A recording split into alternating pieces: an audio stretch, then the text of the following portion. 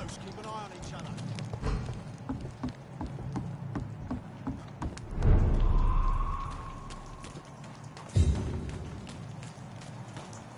Fresh blood.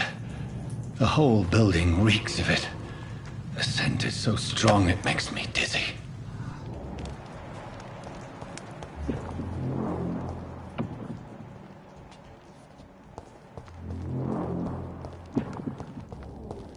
As one, we shall overcome.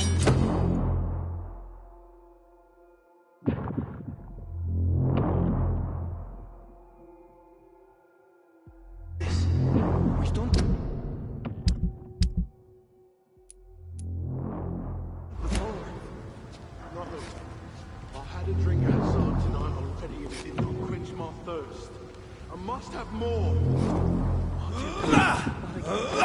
Please stop.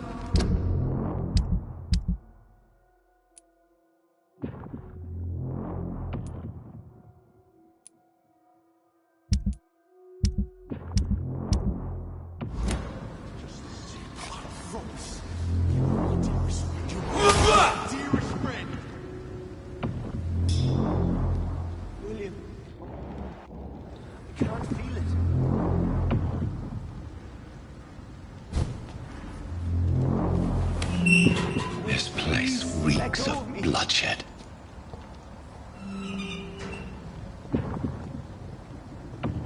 Oh my God, William. This creature is bedeviled. I must put it down.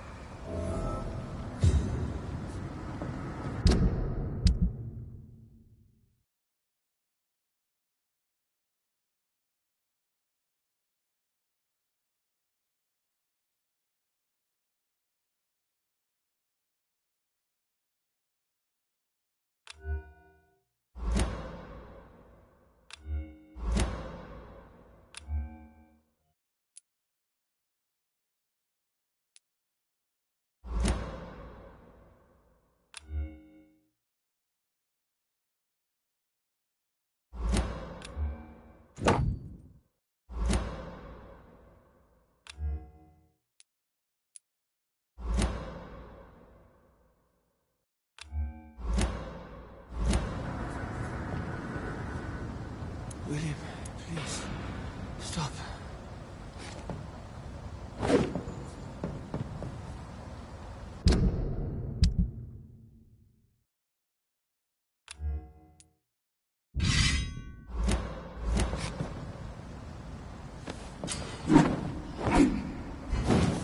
Let me go.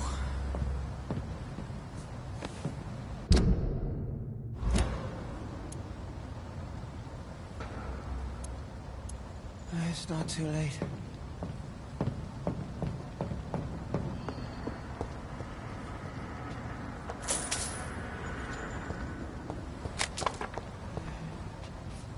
I forgive you. The Lord is my shepherd.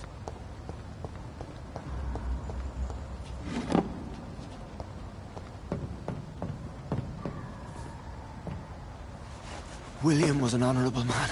I could have saved him. Mr. Hampton, are you in there? I knew him well, another lost soul, a kindred spirit. Sir, listen to the sound of my voice. I'm a doctor. You're suffering from shock. I must return to my flock. They'll stray without me.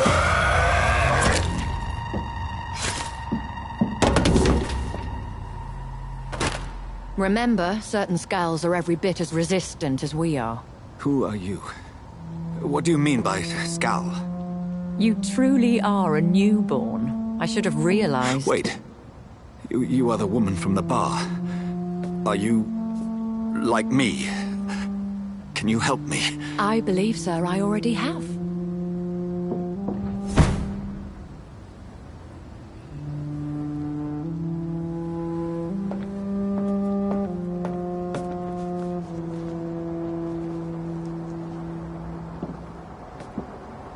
By George and the Saints, you've solved the mystery of these terrible murders. Patience, good fellows, I've come to offer help. Just give me a moment to secure my boat. We can leave this awful place. William was not the evil man they claimed. He was just taken by the thirst. He needed this drink. This man requires medical attention. We'll see he gets to the nearest hospital. No, please, I must tend to my fold. My flock needs me. There, sir. Go with the good Dr. Swansea. He's resourceful, and I'm sure he'll take good care of you. You'd best come as well. The sun is soon to rise, and you'll need a place to rest. I just need a moment. If I can learn something about what has happened to William, I'll be a step closer to understanding what happened to me.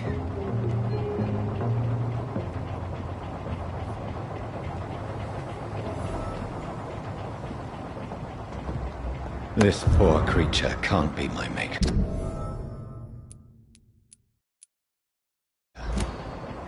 Could it be some subspecies of vampire? I must find a place to analyze the blood.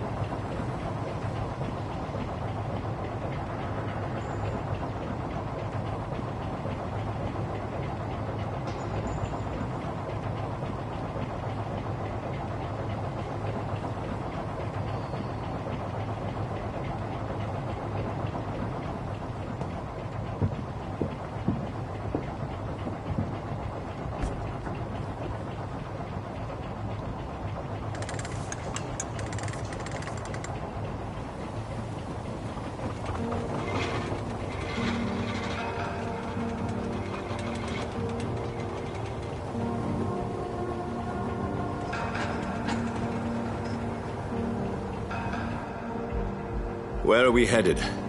We're on our way to the Pembroke Hospital. It's just across the canal. They'll have a bed for poor Mr. Hampton. William was... what manner of creature was he? Predator, prey, villain, and victim. Who can say? The important thing is that he's been stopped. Duly noted. And the woman? What... who is she? What woman? Oh, don't play me for a fool. You used me to locate that Skal. You must know who she is.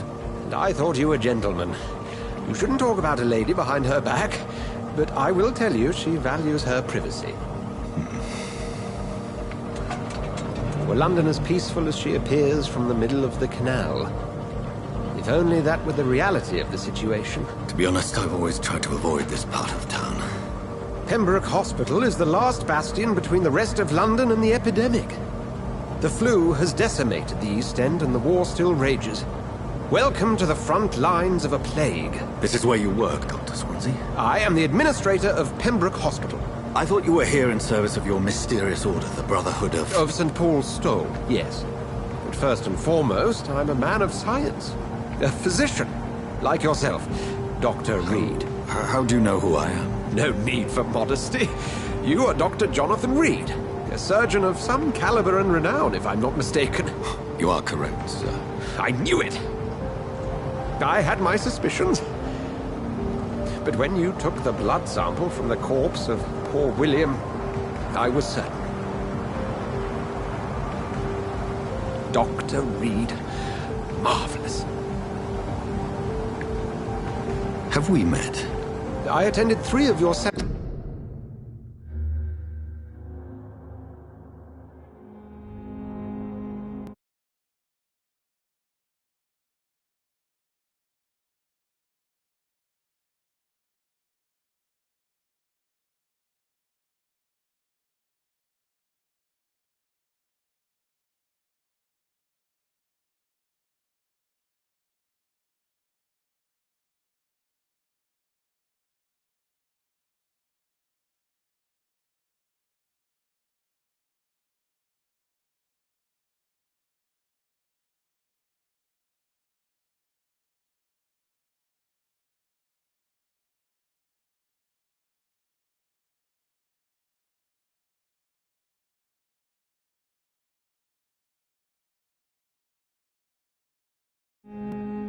before the war.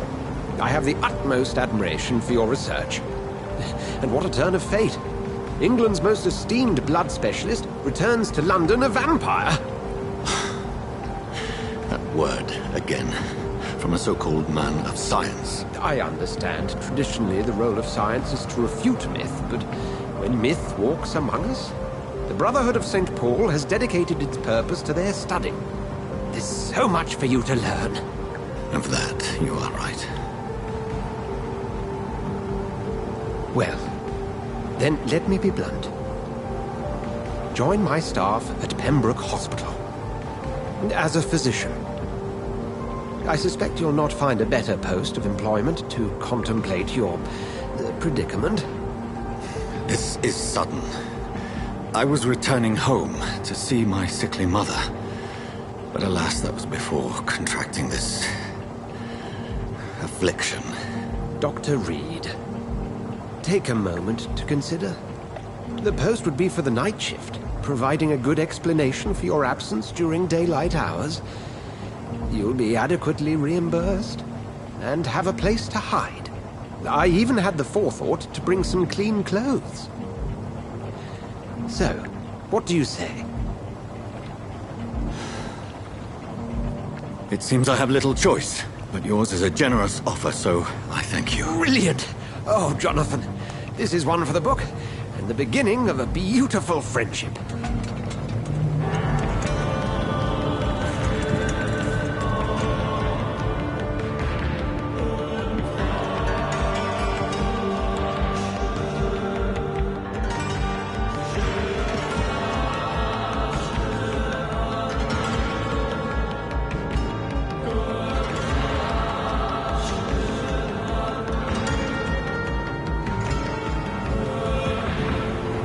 Dr. Swansea, thank goodness. I was beginning to be concerned. Worry no more, Nurse Crane, for I bring good news. Oh, Doctor, what a night. We lost 2 more patients. Nurse Scow said she couldn't take it anymore and resigned. Yes, well, I'll make a new rota in the morning. In the meantime, find a good bed for Mr. Hampton. Be sure to pay attention to his needs. Of course, Doctor. Oh, and Dorothy, Yes, Doctor? Dr. Reed here has just returned from the front.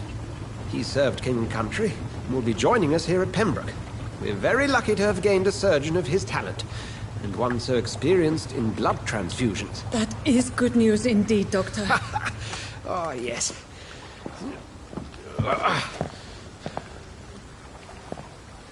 Here at Pembroke, it's not what we have, but what we haven't. It's only thanks to Nurse Crane and the staff that our ship isn't sink. If you have any questions, just ask her. Duly noted. Thank you. Your assistance is required, Dr. Swansea, immediately. Welcome aboard, Jonathan. We'll catch up after my rounds. Coming, Nurse Crane. I'm coming.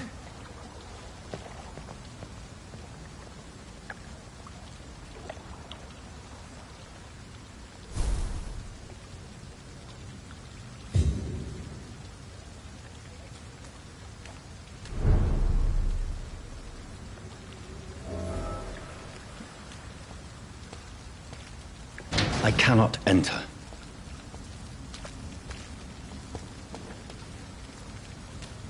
We'll have a word in my office later, Jonathan.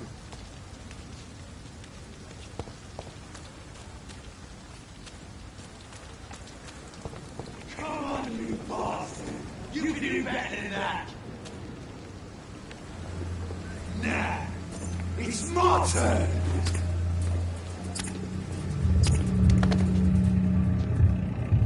Rotten or pristine, each heart contains the seed of life. Drink at this river, try it all.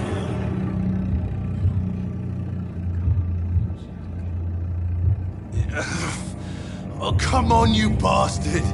I won't bite. Sir, please. You've lost too much blood. Calm yourself. You think I didn't notice? Stop your staring and get me to an hospital, you arse!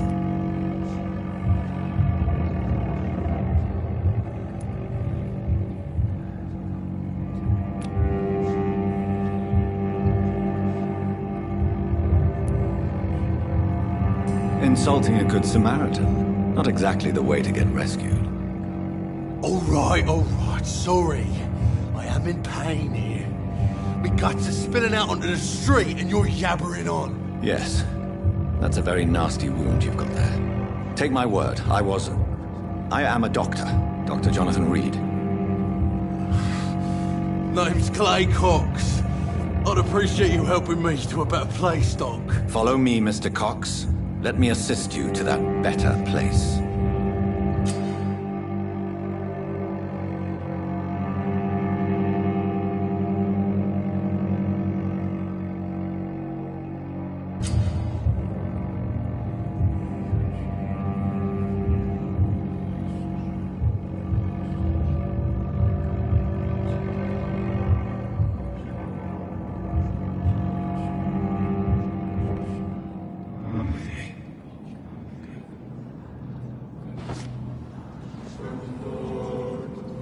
Bring this fading light into the shadows.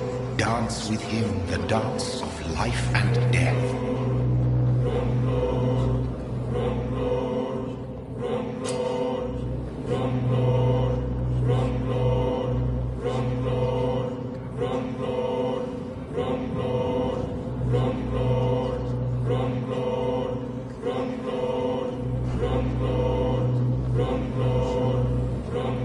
No more.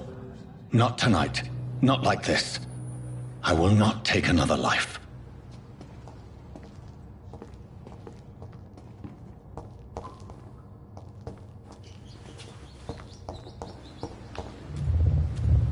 It is wise for the huntsman to sometimes let his prey go, but no famished hunter can run for long.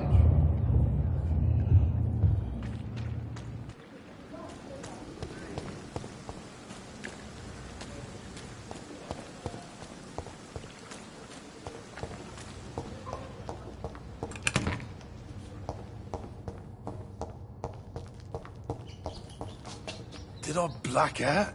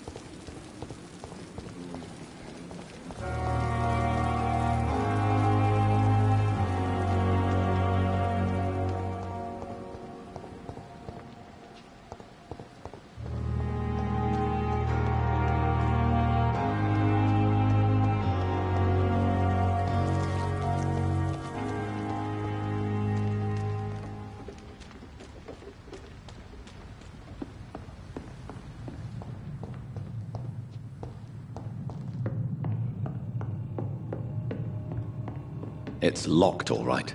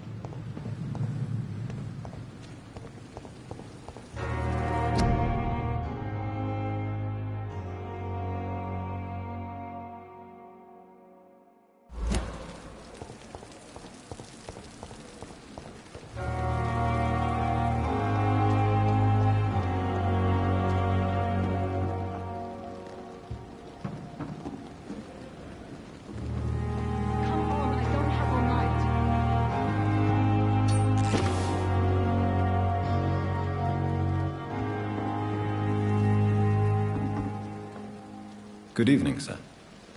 So it is true. The famous Dr. Reed has joined us.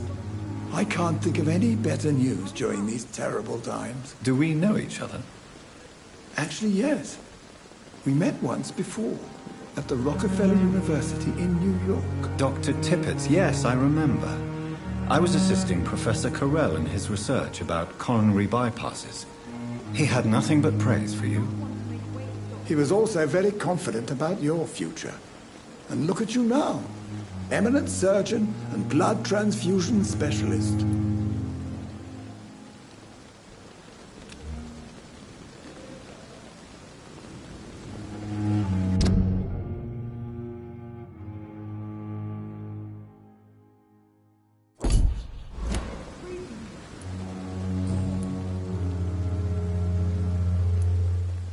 What is the Pembroke Hospital situation?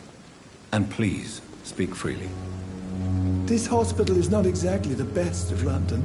I'm sure you are used to working in a better environment.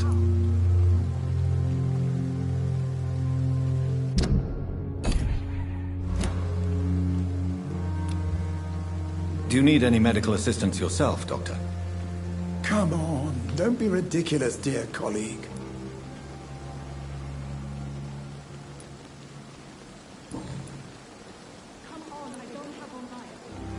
What is the Pembroke Hospital? This hospital is not... It's more than enough. In any case, the personnel of a hospital are much more important to me than the building. Don't be misled by appearances, Dr. Reed. This hospital does not lack talented people. It just lacks hope.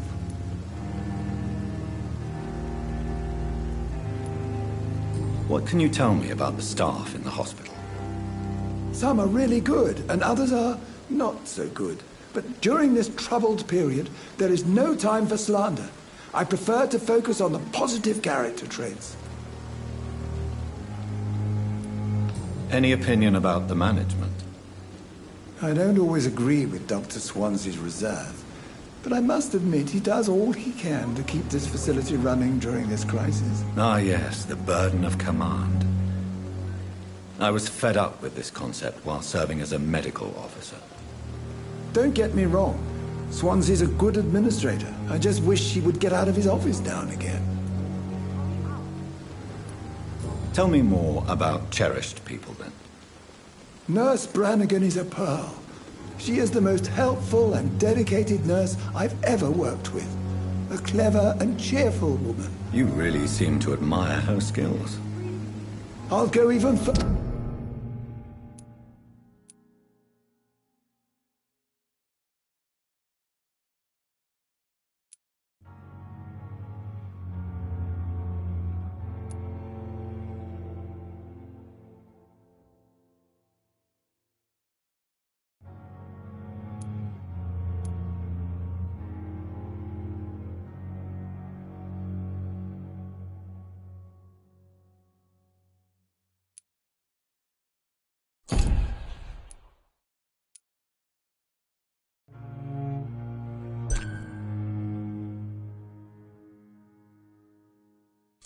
Further, if she was a man, she would be a damn fine practitioner.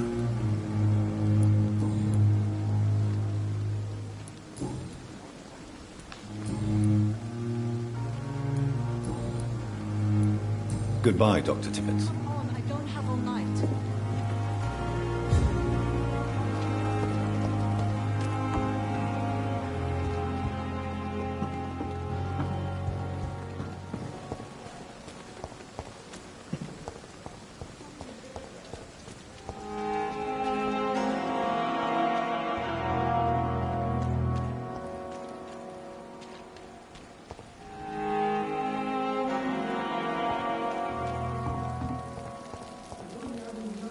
Doctor, where have you been?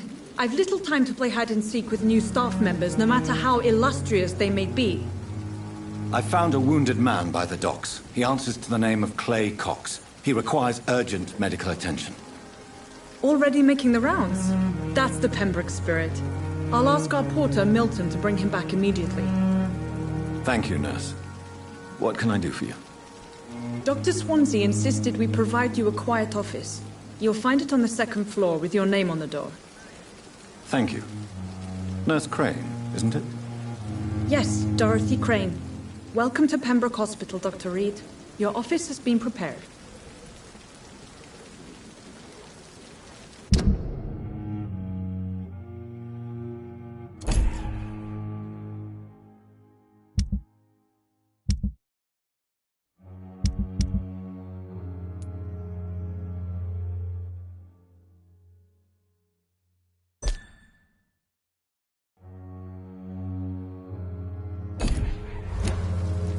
I would like to ask a few questions first.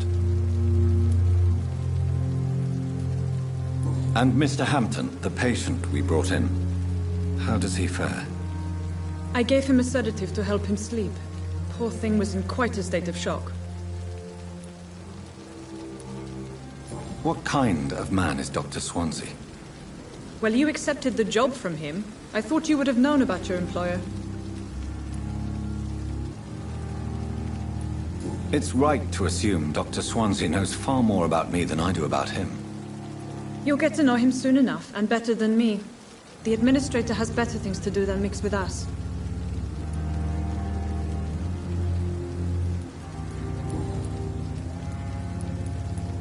What kind of man? Well, you accept...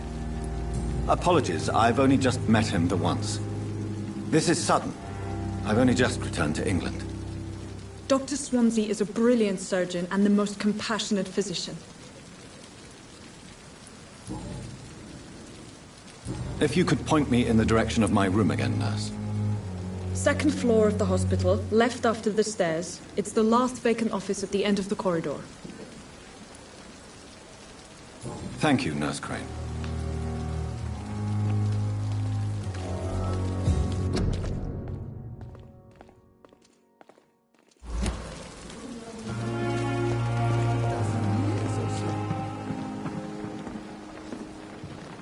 Good evening, Dr. Tibbets. Dr. Reed, any... Goodbye, Dr.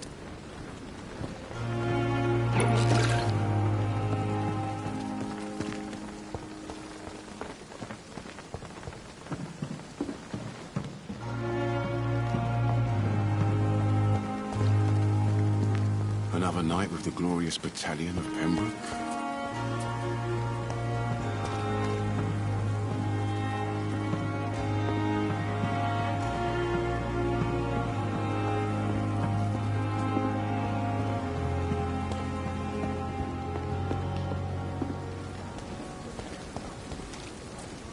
Good evening, sir. I'm Dr. Jonathan Reed. I'm new here. I've already heard about you, Dr. Reed. I'm Milton Hooks, the ambulance driver for this shithole of a hospital. That's quite a blunt introduction, Mr. Hooks. You can call me Milton. I like to speak my mind, Dr. Reed. Perk of the job. Don't judge me, and I won't judge you. I'm not sure I understand what you're talking about. Well, I'm no doctor, but I'm pretty sure a gun can't be used as a surgical instrument. You have a keen eye. I learned to shoot during the war, and have carried one ever since. Old habits die hard. No need to explain, Dr. Reed. And if you ever need a better gun, remember, I may have something for you.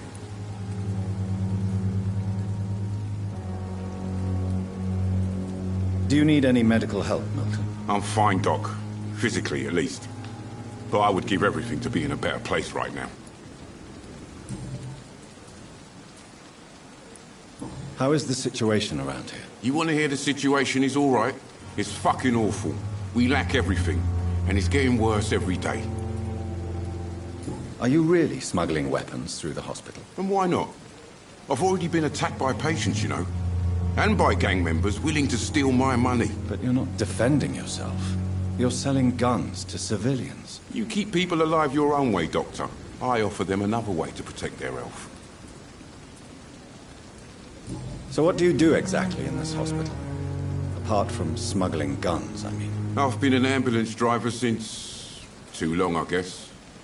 I bring sick people here night and day. It's a dirty job, but I get it done. Most of the time. Since you're on the front line, how is the sanitary situation in this vicinity? It's a complete disaster. It's even getting dangerous to enter some streets or buildings. Even the locals attack you. It sounds like things have been a bit rough recently. What's happened? Yesterday I got attacked by the patient I was bringing here. I escaped through the hospital's garden, but I lost my wallet when I was running. You left an infected patient outside the hospital? That's incredibly dangerous. Go there yourself if you want, but be careful, Doctor. I'd rather not bring your dead body back.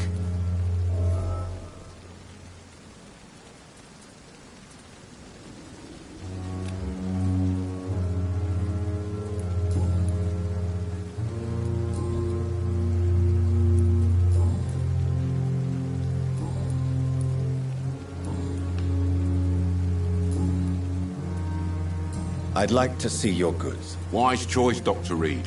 A reliable gun is what everybody needs these days.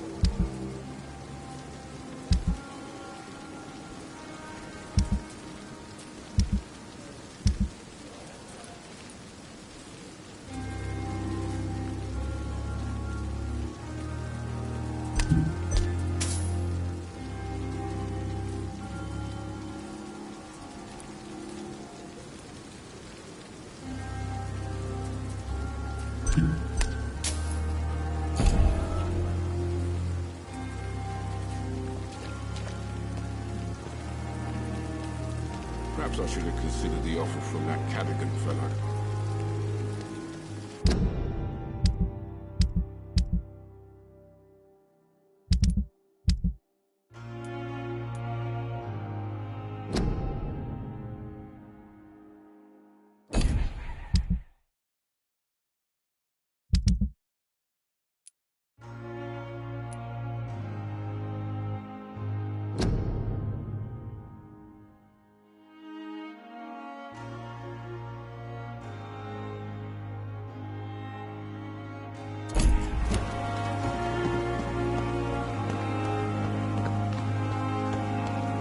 Dr. Swansea is right. This place seems perfect to conduct my research.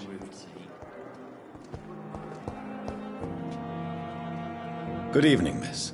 I'm Dr. Reed, the new... Your name has no meaning to me, mortal. You're nothing but... I beg your pardon? What are you begging for, mortal?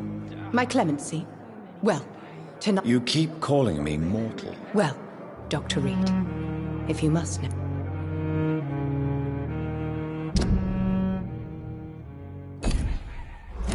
Do you require my services? I have no need for your medicine.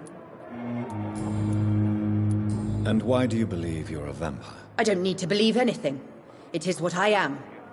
It is what I feel within this hollow shell of flesh.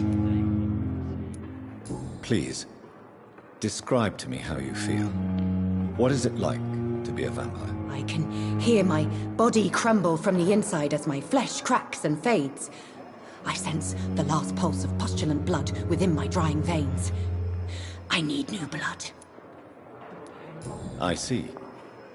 Have you ever heard of Cotard's syndrome, Miss Howcroft? Never. It's a mental illness discovered by a French neurologist named Jules Cotard. The affected patients are delusional. They believe that they are putrefying, that they are dead, a ghost or a ghoul, or in your case, a vampire. Delusional, you say? Oh, sad and...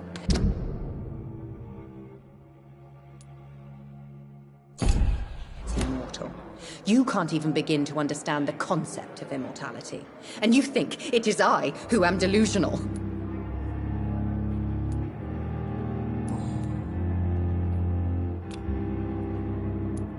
I'm assuming you must be a patient. It's only a cover. To hide from my end. Who are these enemies you mentioned? I cannot say for sure. But I sense their eye. The staff here are not your enemy.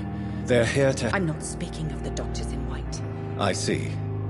Don't worry. Thank you, mortal. But do not interfere with...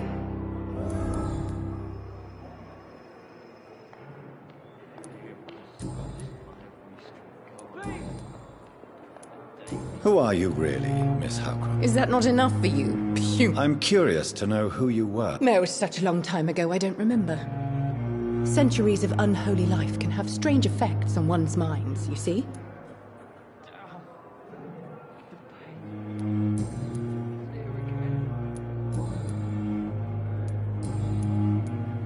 I'll leave you, Mistress of the Dark, to your nocturnal activities. I wonder what your last thoughts would be, sir.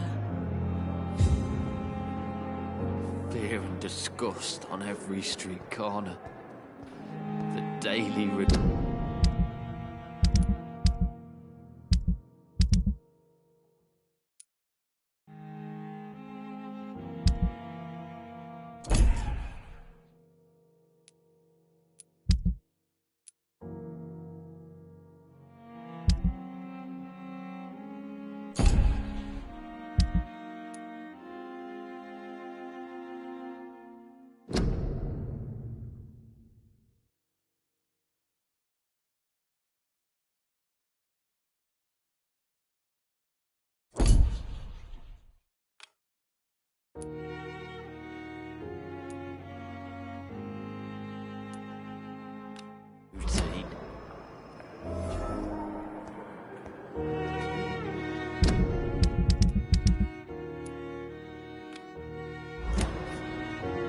I wish I could be sick again.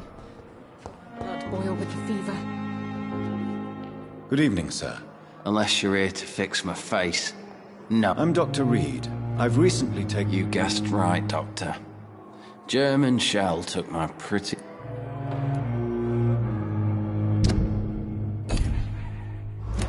Soldier. I'm fine. Just do... How is your stay with us, Mr. Elwood? Oh, it's bliss. I just escaped death in the trench. Can I ask you precisely why? It's the pain, sir. Can I do anything? Nurses gave me a bunch of pills. Who is treating you?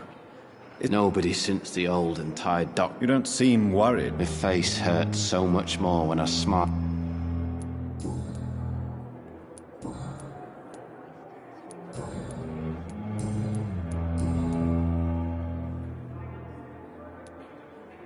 Where were you stationed, sir? Did you serve for long?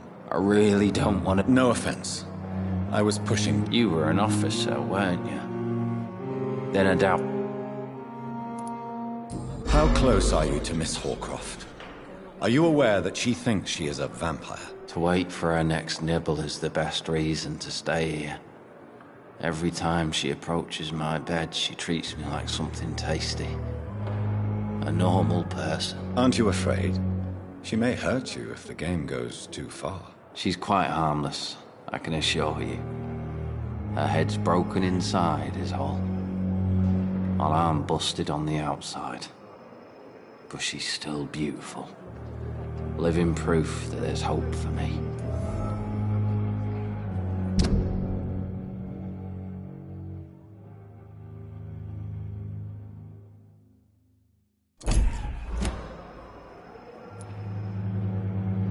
So do you let her bite you?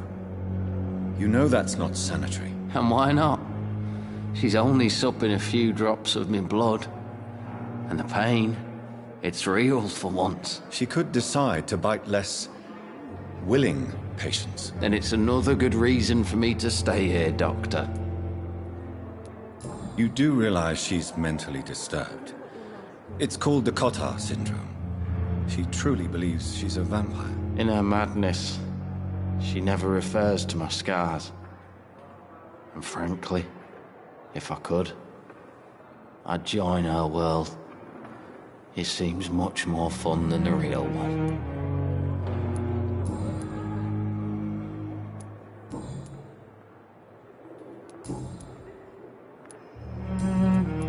Goodbye for now, Mr. Elwood. Damn. The pain. It's here again. It's locked. Good evening, Mr. Hampton. How do you feel? Dr. Reed, is it? Oh, sir, I must apologize for my behavior. What do you mean? I was not myself in the factory. Fear and exhaustion made me say awful things to you, I'm afraid. You remained perfectly nice and polite. A little delirious, perhaps. But who wouldn't be after enduring an abduction? Thank you, Doctor. That's a relief. Now all I need to do is rest and return to my flock.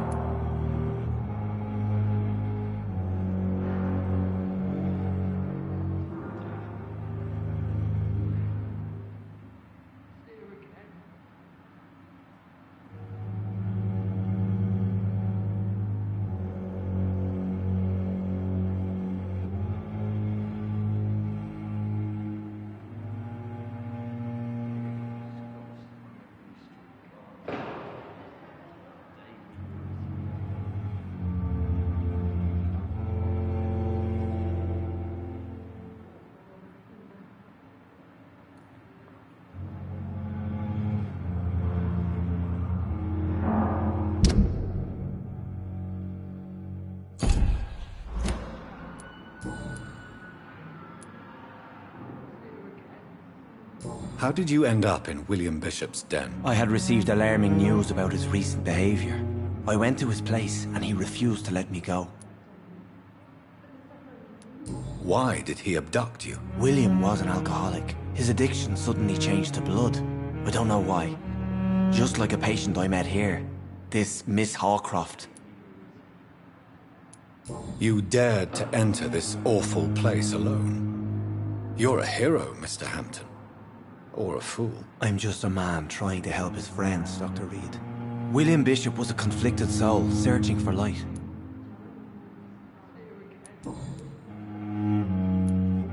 Do you know Tom Watts, the bartender from the Turtle?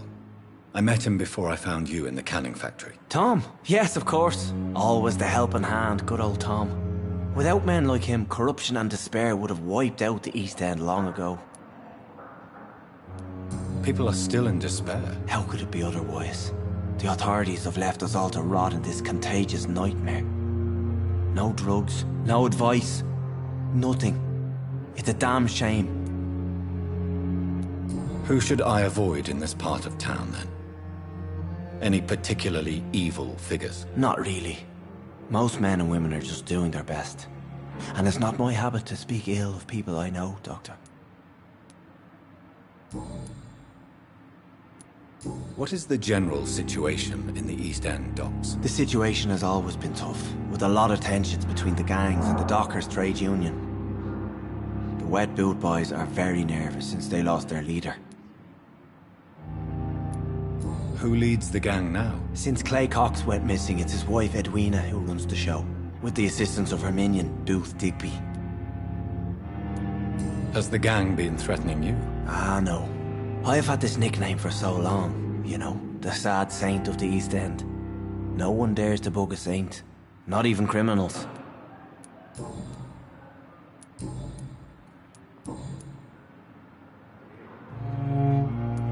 What do you do for a living, Mr. Hampton? I can't help but notice the cross around your neck. I manage a night asylum for the poor and homeless of the docks, and I try to guide the lost and hesitant on the right path to our Lord. Are you a priest, Mr. Hampton? A deacon, maybe? Not at all, Doctor. I'm just a man of faith willing to preach the good word.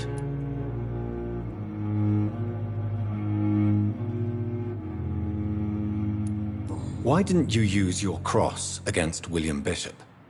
To repel him somehow? That's a very strange question, Doctor. A cross is no magical token, if that's what you were trying to say.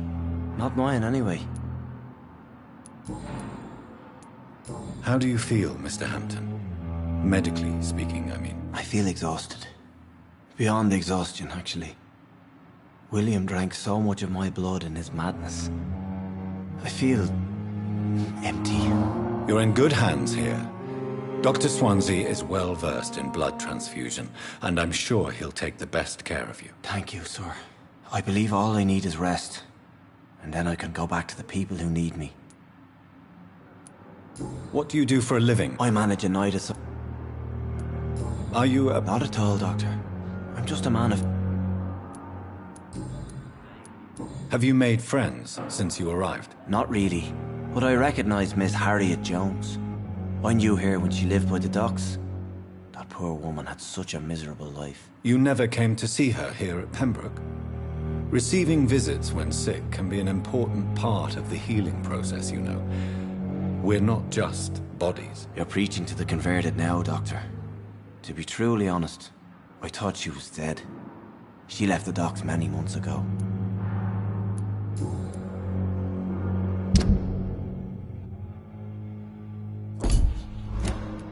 Goodbye, Mr. Hampton. We'll talk again later. Fear and disgust on every street corner. The daily routine. Come now, we can handle this.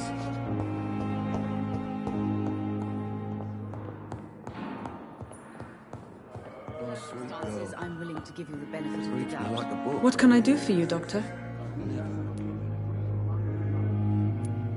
Thank you, Nurse.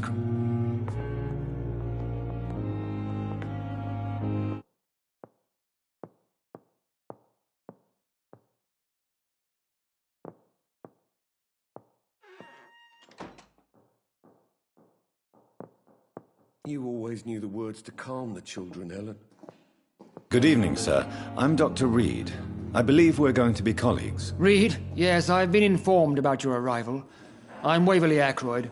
Welcome aboard, I suppose. Does my arrival inconvenience you in some way, Dr. Ackroyd? Let us just say that I don't particularly share Dr. Swansea's enthusiasm for hiring you. What we need here are reliable professionals, not overrated dabblers.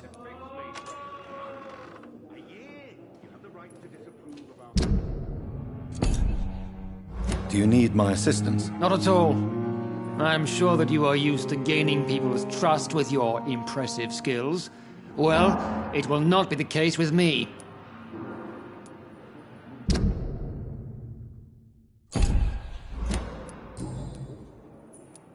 If you have a problem with me, Dr. Ackroyd, please feel free to tell me. Dr. Swansea has imposed your presence on this hospital without asking anyone's advice. The benefit of his position.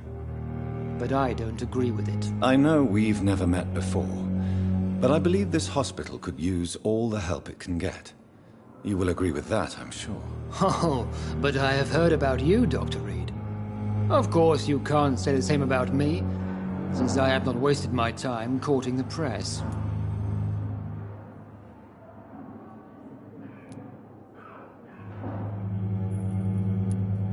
There is no need for such animosity between us. Don't you think the epidemic is already enough to deal with? That is one point we could agree on. And that is precisely why I want to be sure that you will be of help to this hospital, instead of a burden. Since your tenure in this hospital is longer than mine, perhaps you can tell me more about this place. Let's just say I'm tired of the carelessness around me. I have always respected the skills of Dr. Swansea, but over time his enthusiasm has become displaced. Carelessness? Exactly what are you talking about? We're here to save lives. The people who trust us are not volunteering for experimentation. They're here to be healed. I don't intend to run any radical experiments, Doctor. Even if I, as any good practitioner should, express an interest in pushing the boundaries of medical research. Modern medical methods were created through audacity and ego. But there are rules in our line of work, and they're here to protect our patients.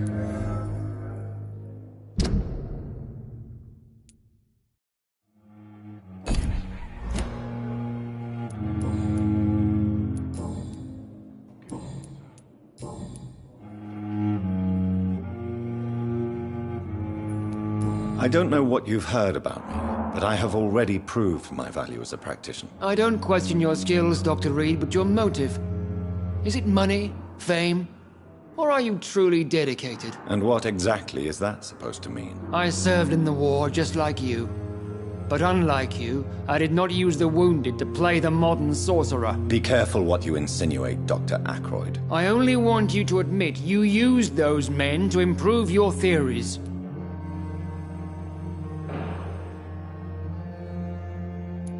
This is ridiculous. My blood transfusion technique saved many lives, and you know it. You see? That is exactly what I hate about people like you. You avoid this kind of accusation instead of facing reality.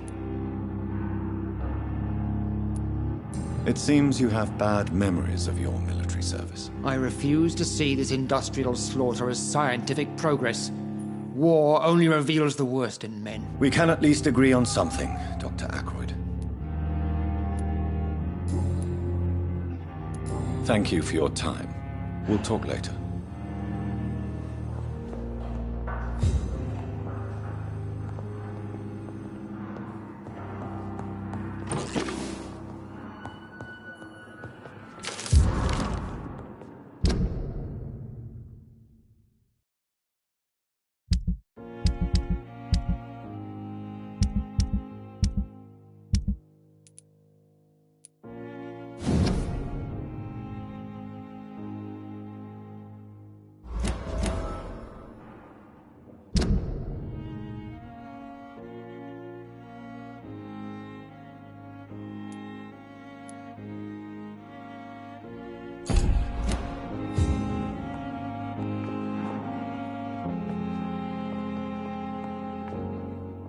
Good evening, sir.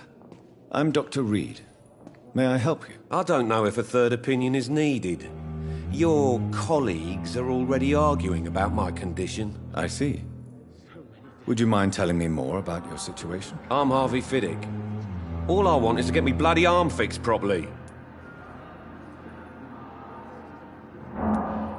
Is there anything else that... I'm all right.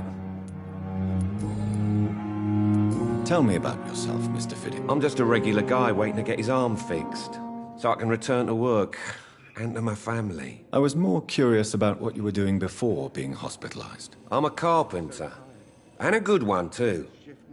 But that means I need both arms to feed my family, Dr. Reed.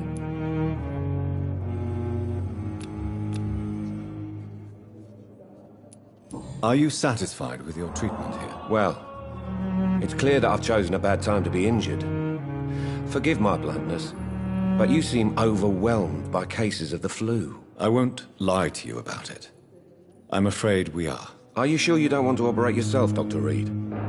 I have the feeling you're very capable. And your colleagues seem to think so too. In other circumstances, you would be right. But for now, I don't think I can take on the responsibility. My apologies. Tell me about the doctors who are arguing about your case. Strickland and Ackroyd. They both want the best for me, but there's a lot of pride there. Doctors are no different from carpenters, it seems. What do you mean? I often had professional arguments with rivals on a building site. Difference is, I disagreed about wooden nails, not flesh and bones.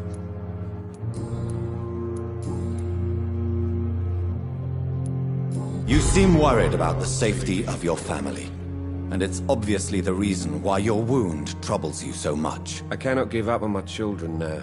They both need me living. What about their mother, if I may ask? She died in 1915 during one of the first Zeppelin raids. We never found her body.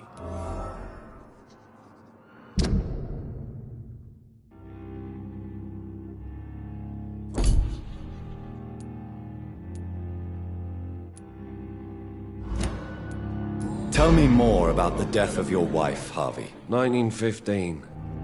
I was in the army, building workshops for the Royal Flying Corps. Helen was happy I wasn't sent to the front. What happened? The Germans sent Zeppelins to bomb the construction site, but they missed their target. My wife was bringing my dinner when the bombs fell.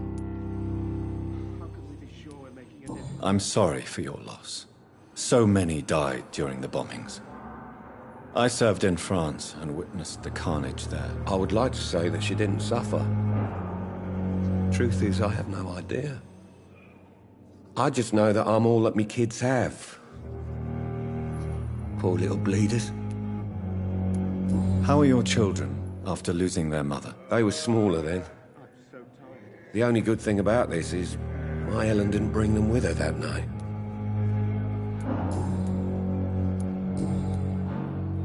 Goodbye for now, Mr. Fiddick. I'll see you later.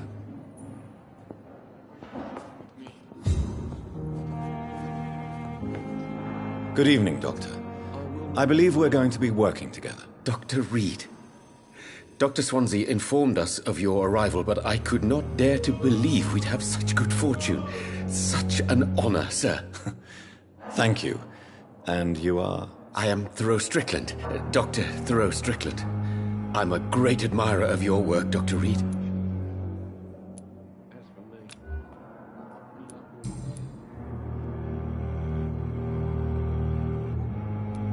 What do you think of Dr. Ackroyd's aversion to modern medical methods? It's a shame he's so narrow-minded.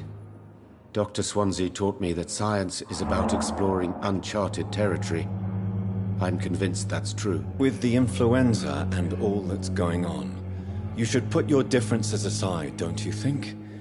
Why is it so difficult to work together? I believe that if Dr. Ackroyd had been the one to discover the transfusion process, he would be the first to recommend its use. So you believe it's just a question of jealousy and pride? Dr. Ackroyd is as proud as he is blinded by his obsolete concept of medical science.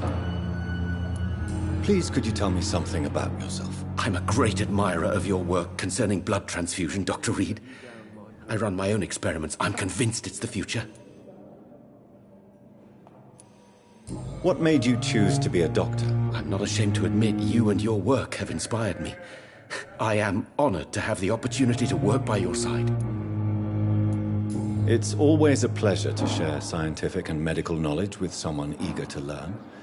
I'll be glad to help you if I can. This epidemic may be the century's most terrible disaster, but I'm convinced that we, as doctors, are the only ones able to defeat it. I based my technique on my mentor's research. He helped me perfect my method. What is yours? I'd rather not talk about it. For now, it's just theories and first approach. My process is purely experimental and unsuccessful. As long as you're cautious and methodical. You may remain empty-handed, but you won't fail. You're not the first one to warn me. But I am convinced knowledge is the main weapon against the ravages of this epidemic.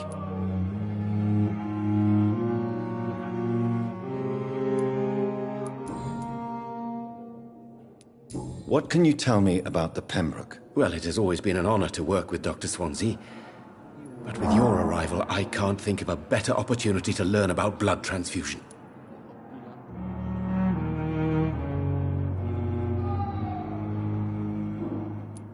You seem quite optimistic. It's a rare and precious attitude in these difficult times. I'm convinced that this epidemic is a test of endurance and dedication for us men of science. Questions remain about our capacity to resolve the situation. True. Last summer, during the first wave of the epidemic, I used to joke with Milton about the extra work. We're not smiling now. Do you need help with anything in particular? Well, yes, maybe. I'm waiting for a batch of products I ordered for my personal research, yet my supplier seems to have vanished. Do you want me to play the errand boy for you? Oh no, Dr. Reed. But if you went personally to his shop, what with your reputation and all, he wouldn't dare to refuse the products I need. I see. Well, give me the address, for I may pass by if I have time.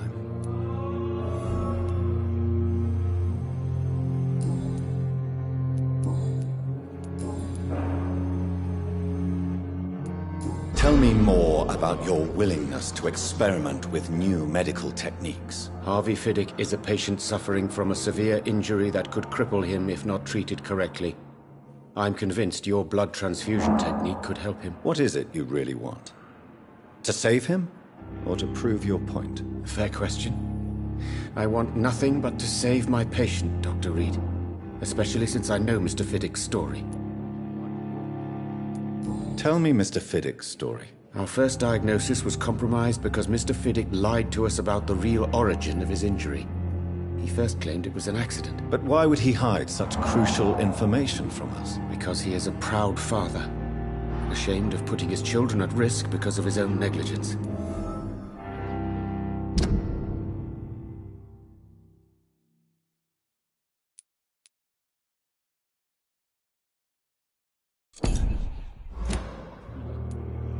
This personal involvement could also appear to be a lack of I agree. But that does not excuse Dr. Ackroyd's behavior, a man who did not even take time to converse with his patient. Do you think keeping his distance was a mistake? All I know is that I'm taking care of human beings with desires, hopes, and fears. Not some biological machine comprised of blood, bones, and flesh.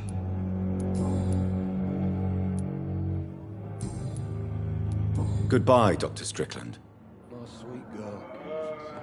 Reads me like a book. Good evening, Mr. Fiddick. Good evening, Tell me about your injury, Harvey. Why do you feel so guilty about it? My wife died because of me.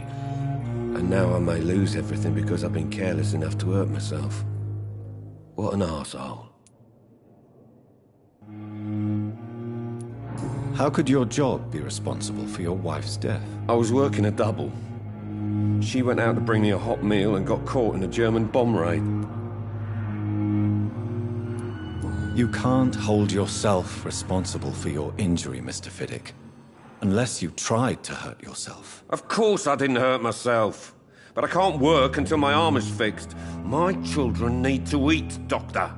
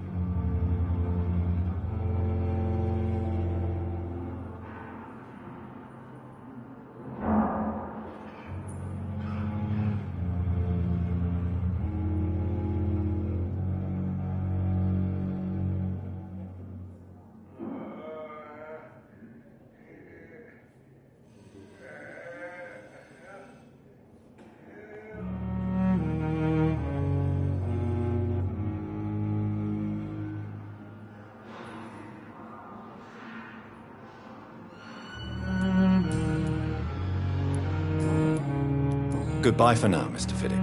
I'll see you later. Oh, sweet girl.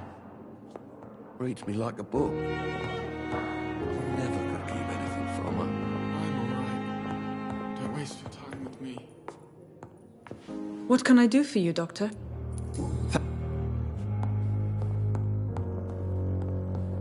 I will not let you down, my boy.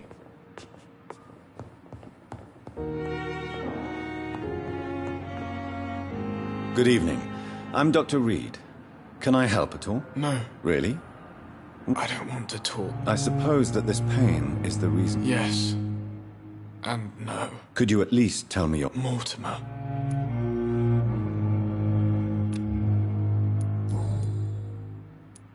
How painful. So painful I'd rather not talk. I'm sure you realize a doctor and his... Not really. I see. That... Yes, maybe. How painful. So painful I'd rather not. I'll let you get... Good evening, sir. Good evening, Mr. God. I'm okay. Tell me about you. I don't want to talk.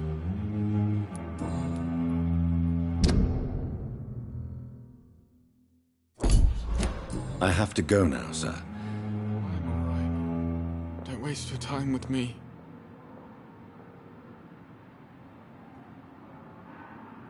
I will not let you down, my boy.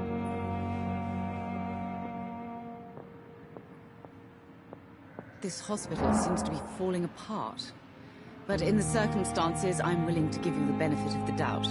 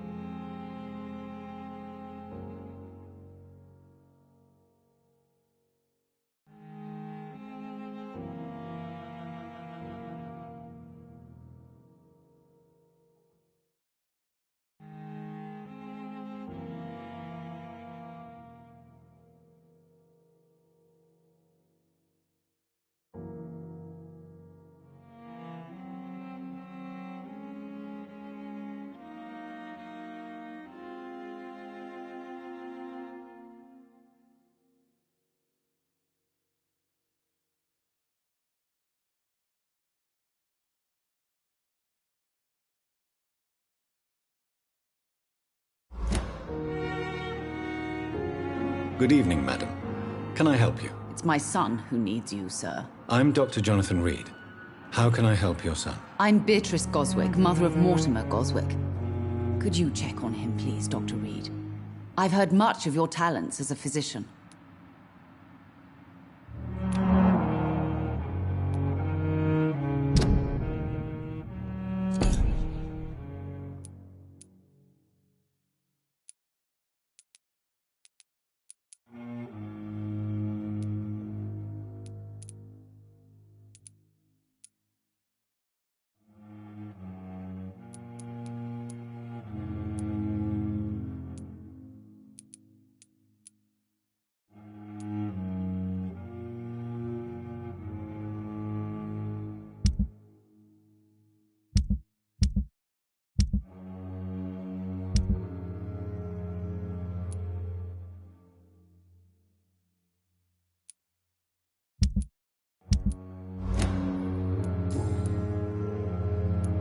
What can you tell me about yourself, Mrs. Goswick?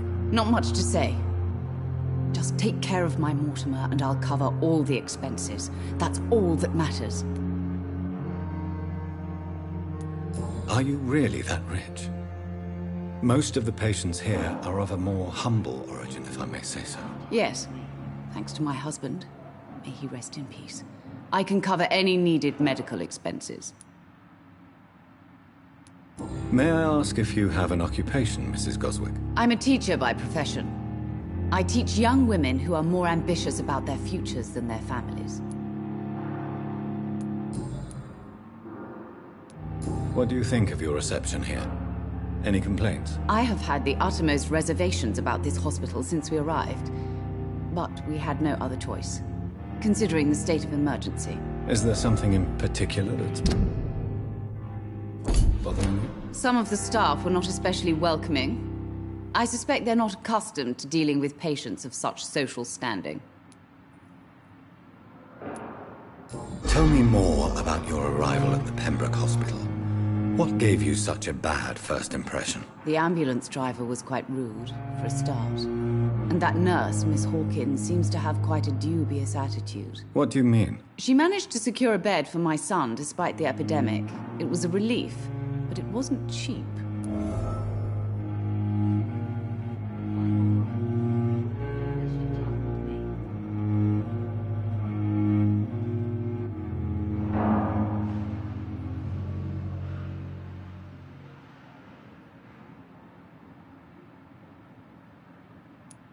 She charged you for a bed? Yes, and I paid without question, considering the urgency of the situation. I share your concern, Mrs. Goswick. Be sure that I'll talk to the people involved. I don't expect compensation, Dr. Reed. But I'm aware such behavior would not be tolerated in other hospitals.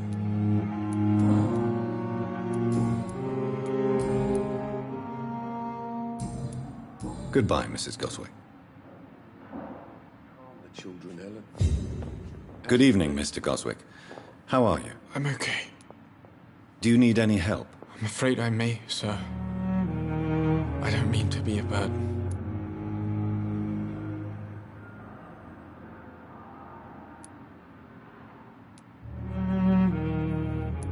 I will see you later. I have to go now, sir. Good evening, sir.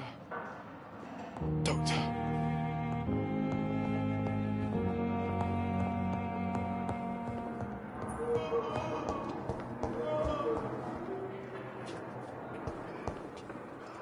I'm quite busy right now, Dr. Reed.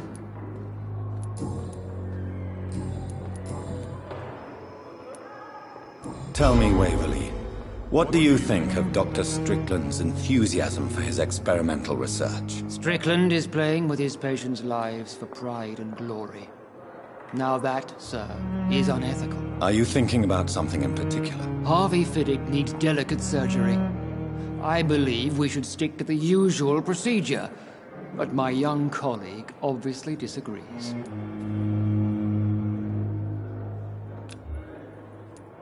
And are you not afraid that your rivalry with Strickland may be blinding you? Rivalry? I guess you could call it that. But I will never be childish enough to let my personal feelings affect my judgment. Why do you wish to lead this surgery? I strongly believe that Mr. Fiddick should not be butchered to test an unproven procedure.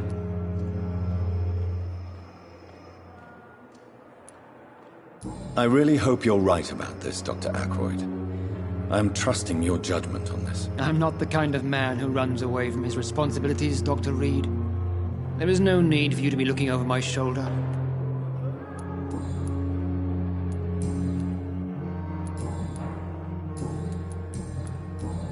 Thank you for your time. We'll talk later.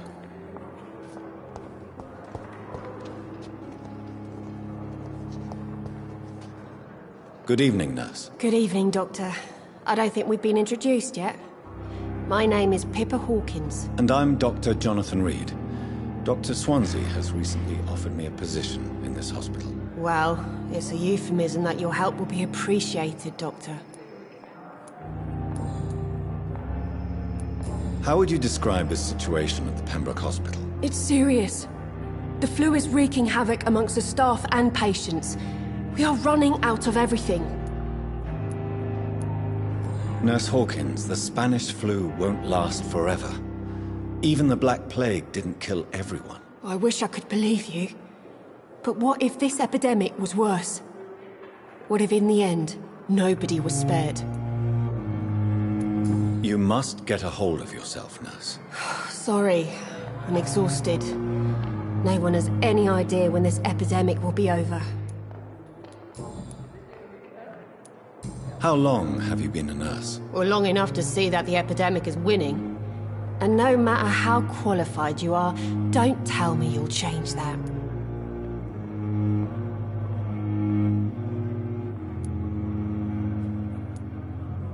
You're right. When dealing with such a terrible disease, one must remain humble. But that doesn't mean we shouldn't try our best. Sorry, Doctor. I don't want to sound bitter, but I'm just too tired to give a pep talk like Nurse Brannigan.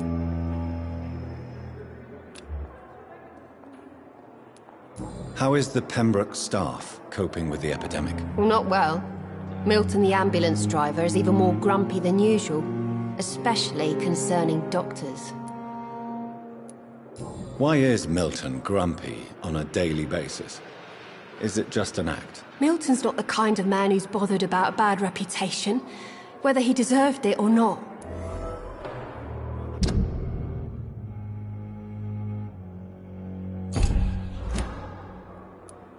Why does Milton dislike doctors? I don't know. Just ask him. But be warned, Milton is not the chatty type.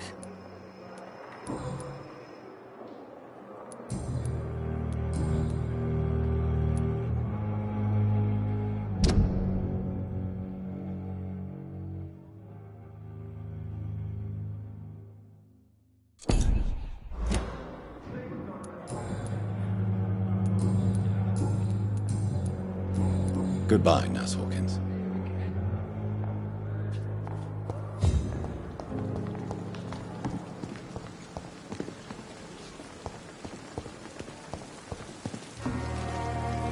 Good evening, Milton. Good evening, Doctor. Still trying to...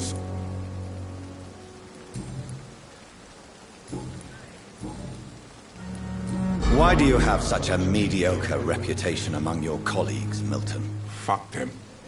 Nobody knows the horrors I've seen since working here. This city was sick long before the epidemic, Dr. Reed. I know it's a difficult task, but correct me if I'm wrong. Is this not the job you are paid to do? I've seen babies left to die while their brothers were properly fed. Underage girls and boys sold to all manner of perverts. I'm sorry, I don't know what to say. Yeah, exactly. We lack words. So excuse me if I don't look on the bright side of life.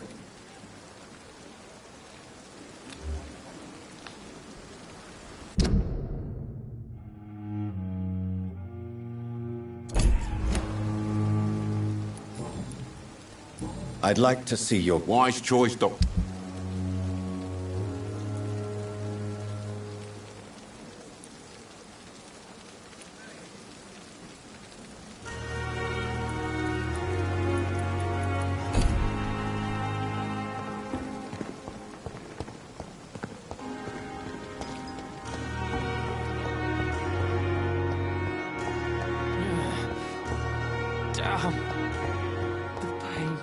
It's locked, all right. Here again. Good evening, Dr. Tippett.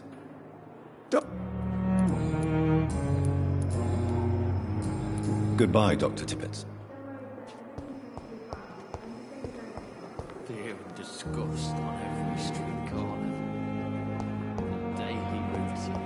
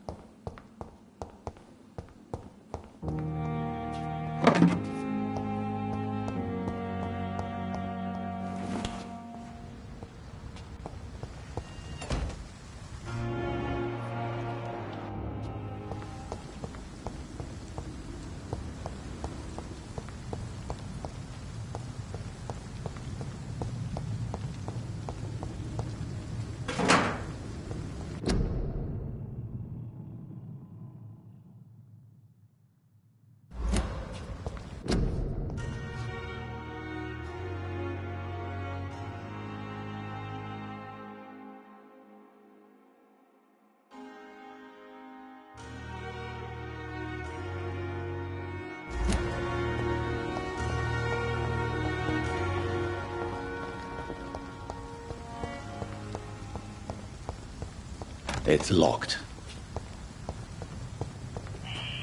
Scowl voices in the garden. I should investigate. If they were to find somebody...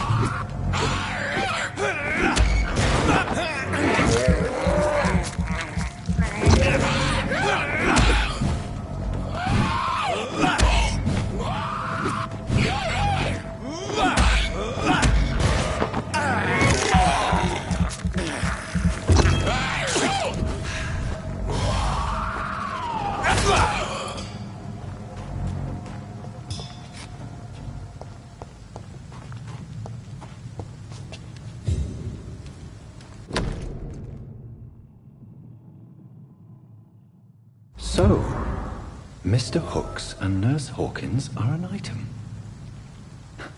Those two have hidden their affections well.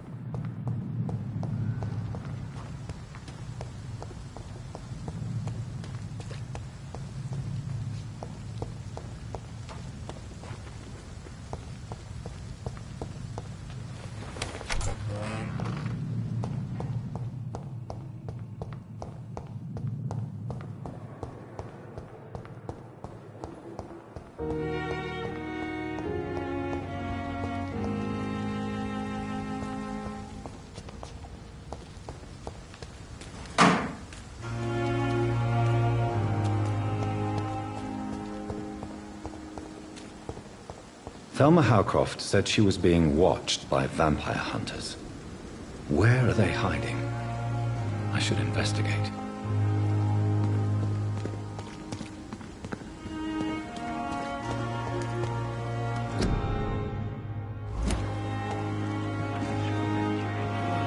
It's locked, all right. That no one could. Good evening. I'm Dr. Reed. Always a pleasure to meet a colleague, sir. Especially when he was supposedly dead. A colleague? Are you a doctor too? Not anymore, sir. I used to be Dr. Rakesh Chadana. Now, I'm just Mr. Chadana, pawnbroker and humble guardian of this morgue. What do you mean, you used to be a doctor? Was your license revoked? No, sir. It is just that I like to be precise.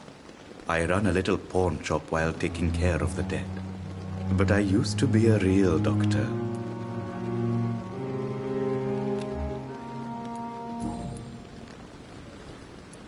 Are you afraid or uneasy being surrounded by so many corpses? Why should I? These bodies are empty vessels. Flesh left to decay. Poof! No soul anymore. All gone. An interesting point of view. And quite an exotic one, too. Most people fear, or at least have respect, for dead flesh. Sir, as a medic during the war, I learned to face my death and the death of others. It's the pain we have to tame, not death itself.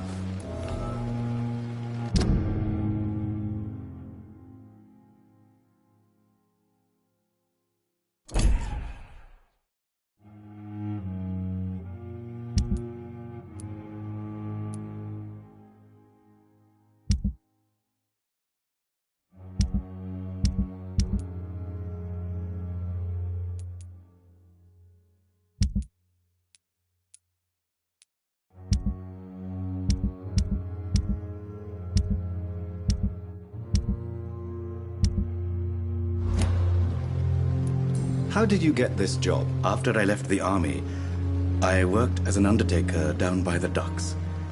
A dangerous place with many an unpleasant business there. Milton Hooks helped me get a job here.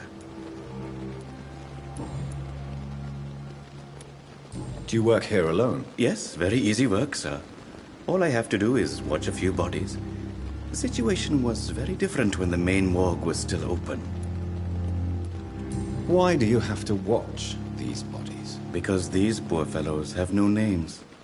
We keep them in case someone comes looking for the missing. Sadly, very rarely happens. Why close the hospital's main morgue? It was for sanitary reasons after the beginning of the epidemic.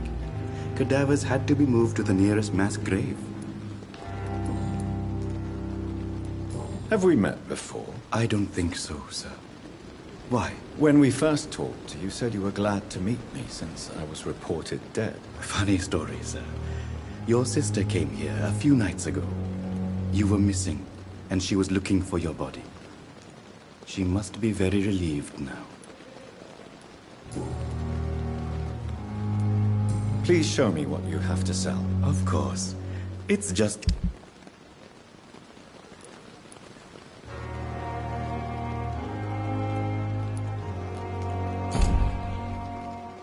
Good evening,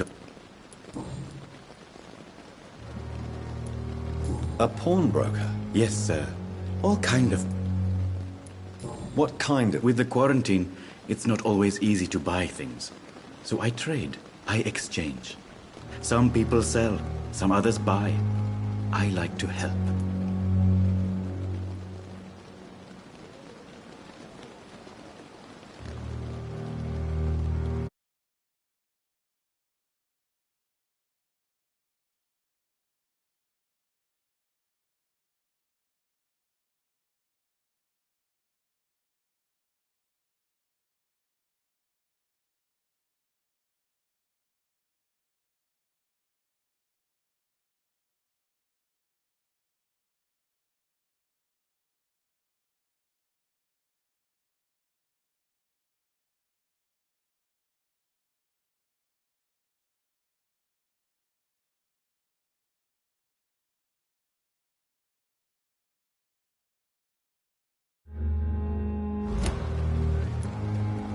Who comes here to trade with you? I'm very cautious, sir.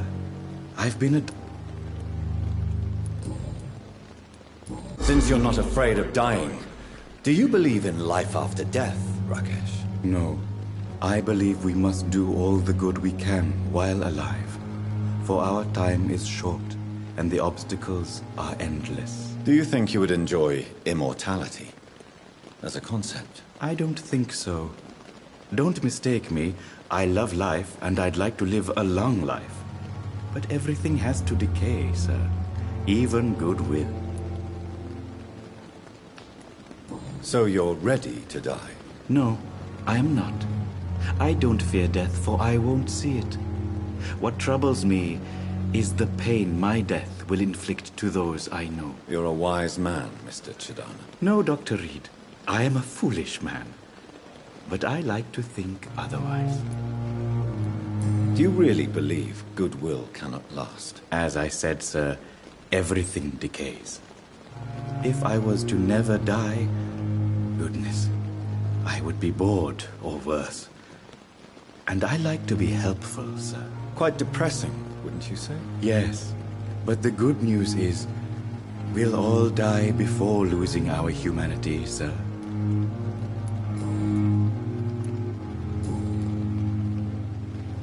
Goodbye, Mr. Chidana.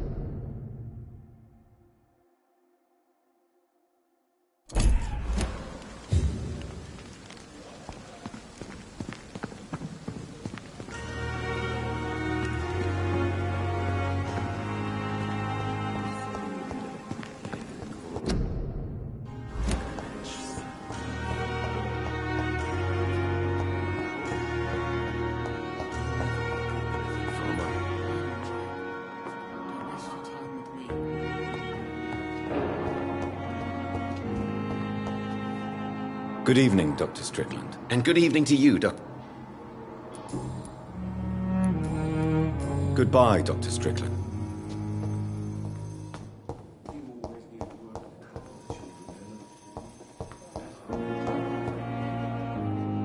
Good evening, Nurse. Good evening.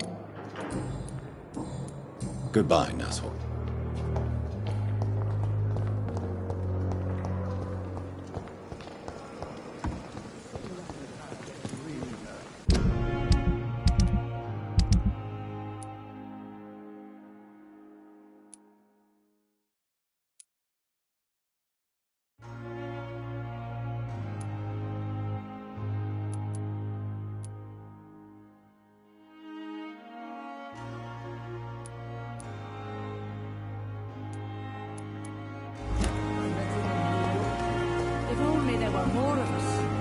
Resignation and more determination.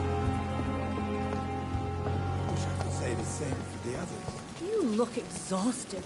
You're pushing yourself too hard. You don't have to bear the burdens of this hospital alone. Good evening, Nurse. I'm Dr. Jonathan Reed, the new surgeon here at the Pembroke. Dr. Swansea has already told us about you, sir. I'm Nurse Gwyneth Brannigan. Welcome to the Pembroke Hospital. Did he really?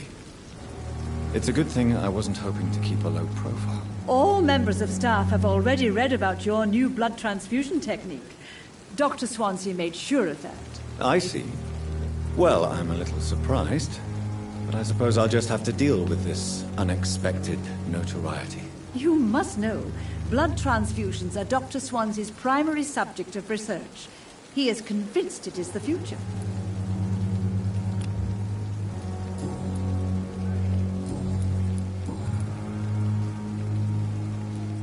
Why does Dr. Tippett claim you're the main reason he keeps working, despite his fatigue? If it wasn't for him, I probably would have left the Pembroke years ago. Dr. Tippett does not think of you as just a nurse anymore, does he? If you're suggesting he's not taking my gender into consideration when it comes to medical practice and knowledge, I really hope he doesn't.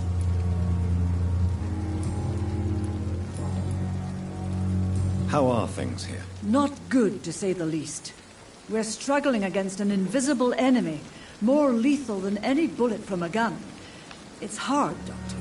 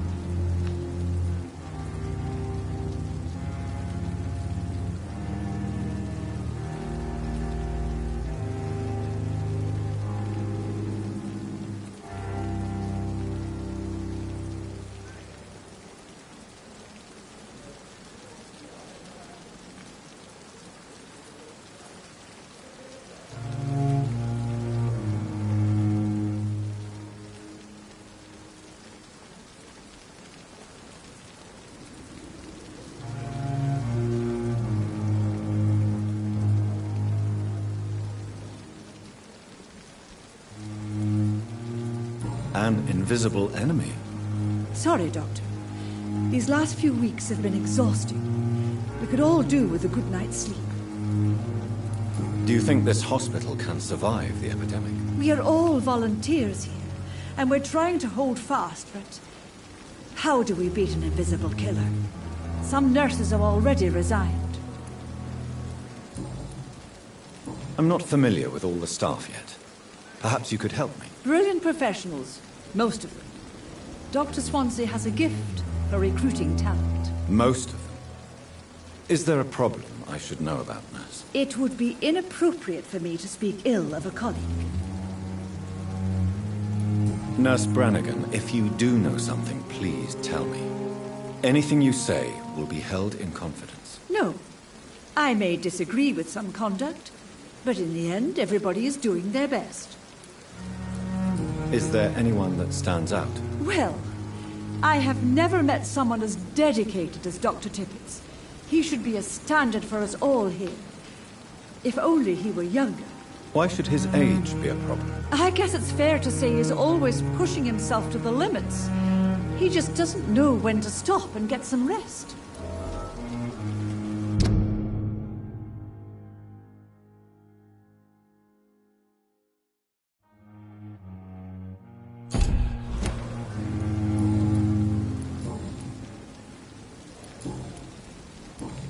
Goodbye, nurse. Call me if you need assistance.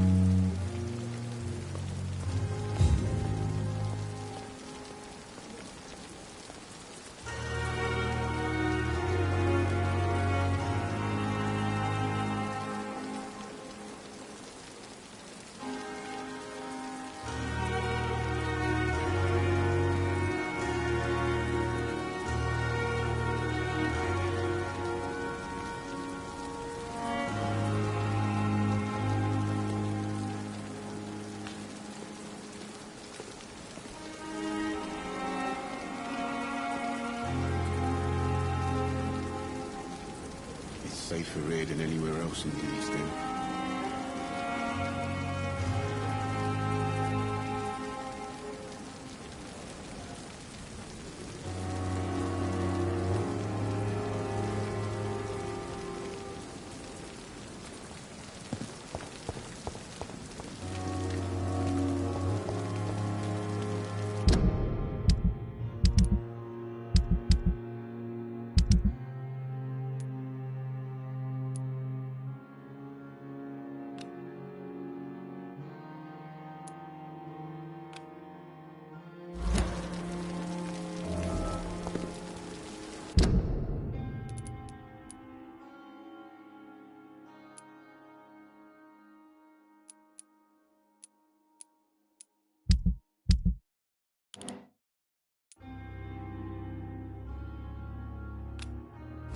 Perhaps I should consider the offer from that Cadigan fellow.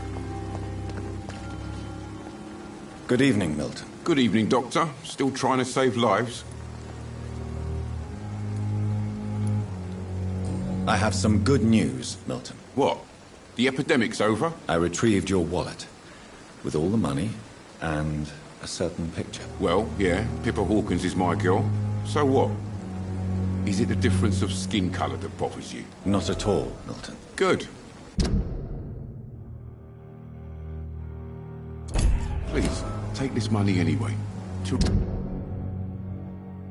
remind you to keep your mouth shut. Not everybody is as broad-minded as you, Dr. Reed.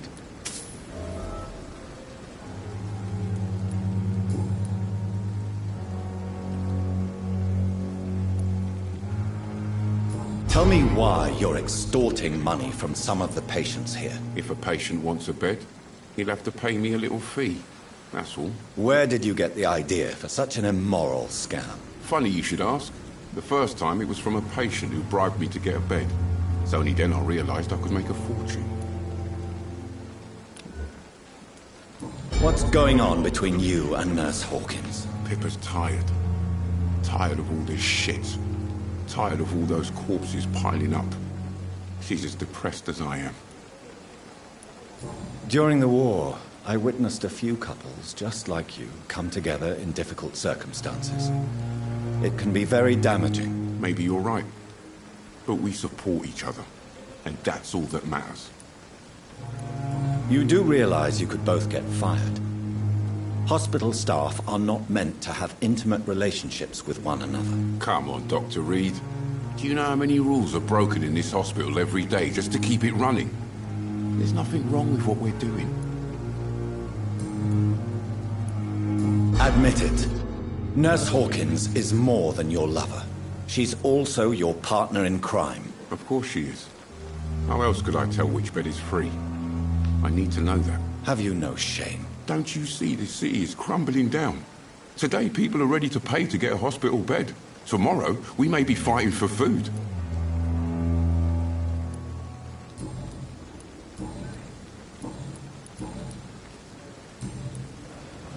Goodbye, Milton.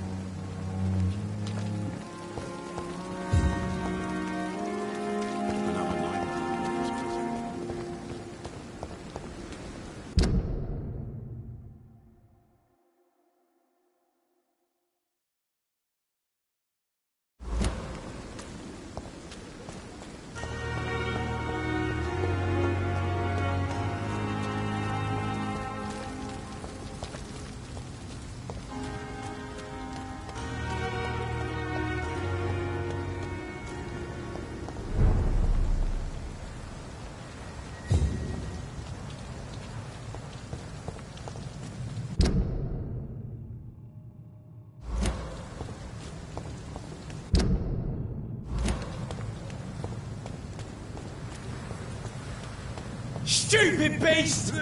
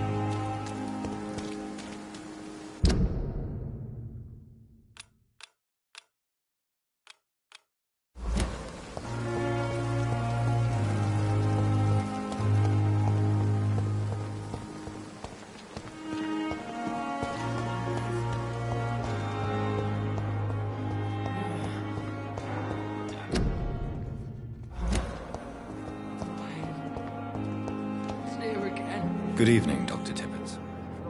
Doctor...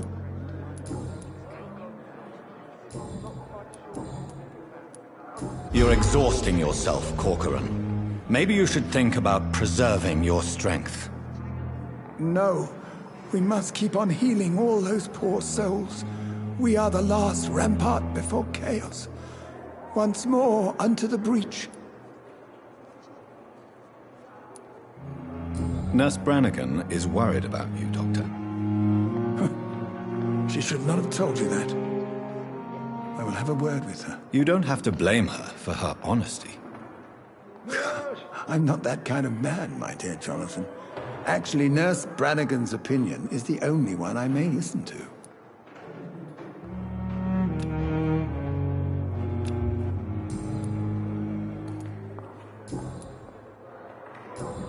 Goodbye, Dr. Tippett. And what of my own life?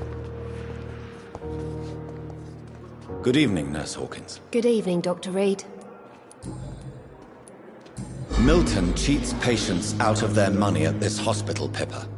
Are you his accomplice? Yes, I am. Is this your definition of being useful?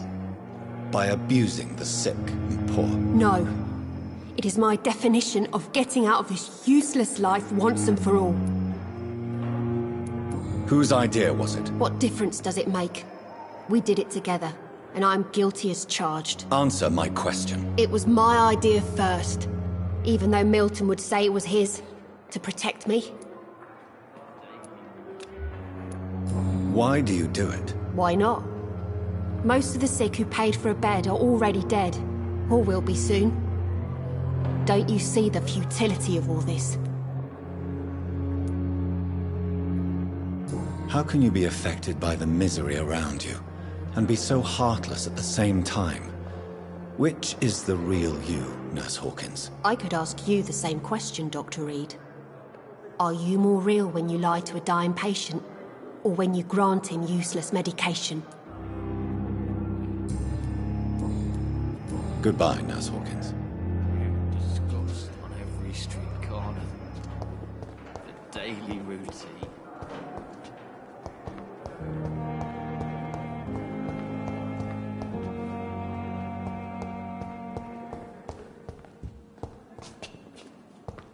It's locked.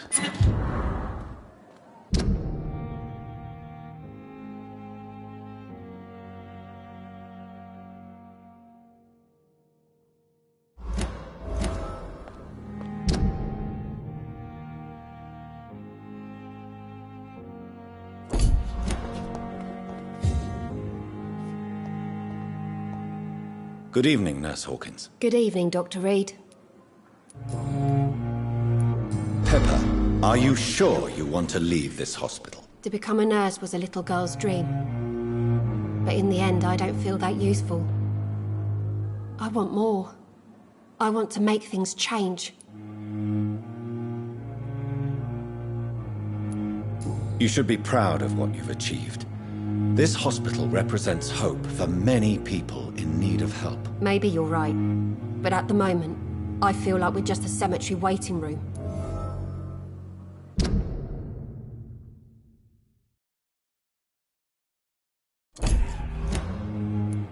What steps are you prepared to take to feel more useful? I don't know yet. My sister believes that the real fight is in the streets nowadays. Maybe she's right. Maybe this is what I must do. And what about Milton Hooks? Does he share your point of view? For Milton, any change means more comfort and more peace. I disagree. If you feel that saving lives is not useful enough, perhaps it means that you've lost faith. On the contrary, my faith has never been stronger. Maybe we are all just too proud to face up to the fact that science cannot compete with God. Do you need medical... I'm fine. Goodbye, Nurse Hawkins.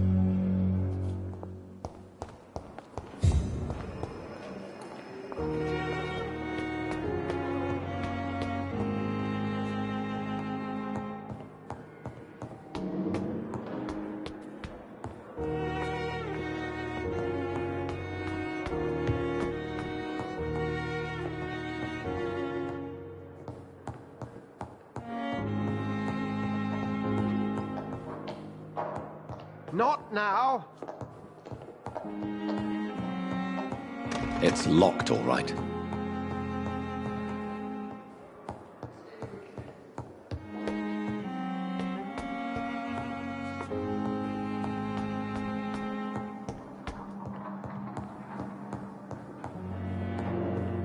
It's locked.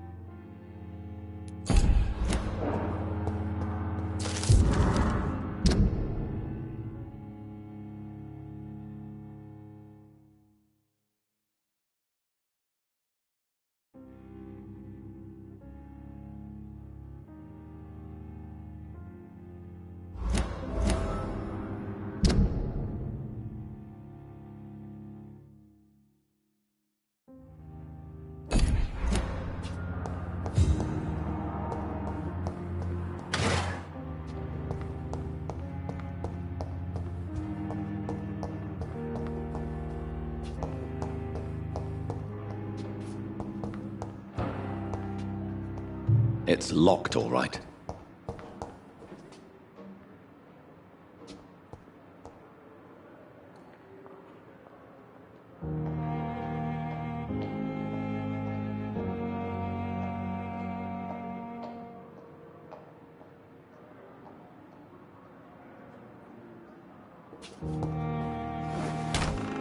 This must be the place. It's definitely away from prying eyes. Relegated to the shadows. A kingdom of my own. At least I won't be sleeping in a coffin.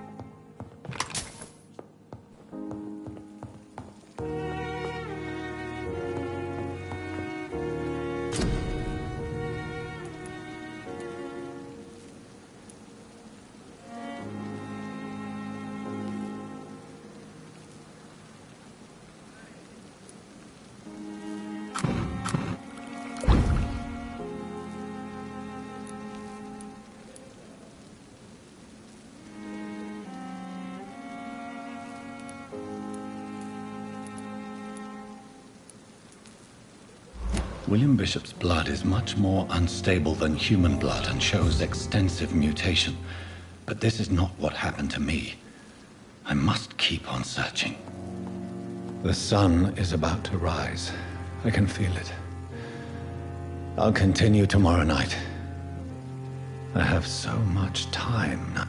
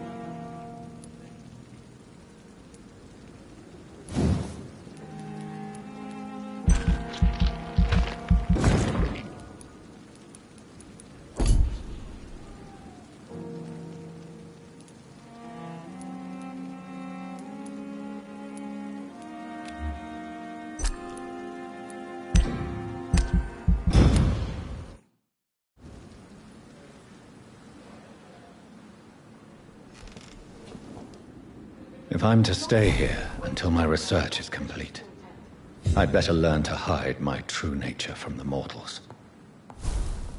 But what about my thirst for blood?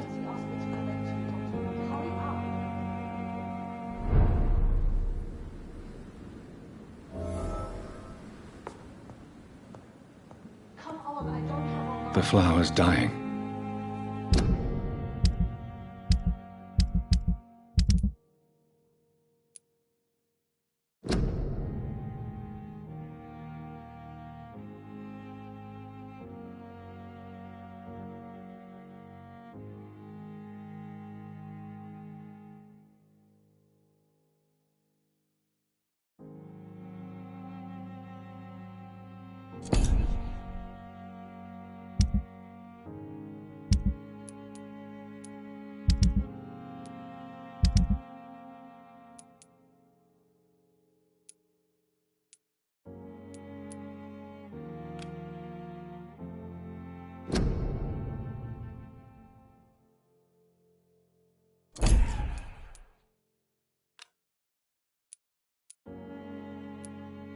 It needs water.